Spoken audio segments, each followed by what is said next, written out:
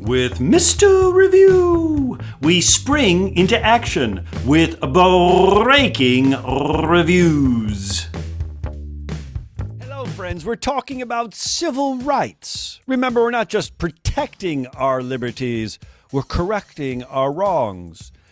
In the last lesson, we talked a little bit about the social movements that rose to challenge the discriminating past, to challenge the discriminating present.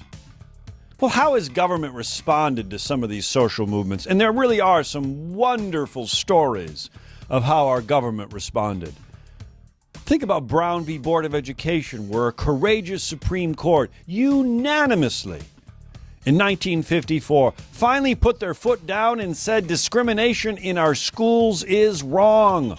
Separate but equal is unconstitutional. Integrate those public schools.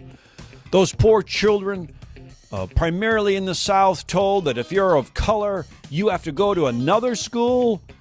Separate but equal, unconstitutional. What a great standard and a great inspiration to us all, that our government can in fact correct our wrongs. But there are other examples as well. Think about Congress in 1964. The Civil Rights Act of 1964, outlawing discrimination in our businesses. Oh boy, no longer were there restaurants for whites only. No longer were there hotels for whites only. The Civil Rights Act of 1964 was a game changer, a political test of which there were losers. Votes were lost. But members of our Congress stood up in a moment of courage to say, we're not here just to protect our rights. We're here to correct our wrongs. And then you have the voting rights of 1965. African Americans had essentially become disenfranchised due to grandfather clauses and poll taxes and literacy tests. Even though the 15th Amendment gave African American rights the right to vote, but states still held on to a large amount of power to restrict voting credentials.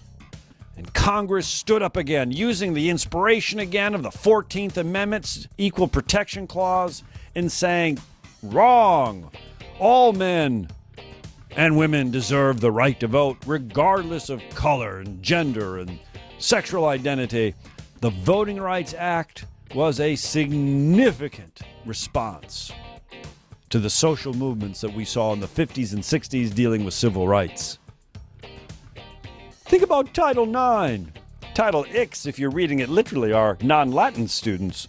Title IX was a significant moment where Congress added an amendment to the educational laws, arguing that women can no longer be discriminated against on our college campuses based on their gender, opening up a wide array of new experiences and liberties.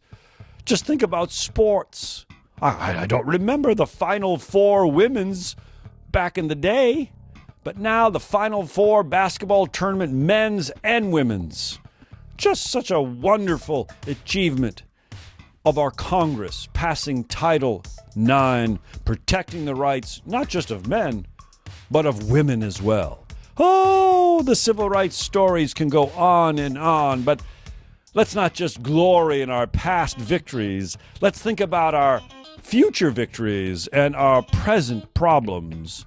Remember, our government has corrected our liberties, has protected our liberties, but it's also time for our government to protect and correct the wrongs. Oh, that's kind of confusing. Let's say that again.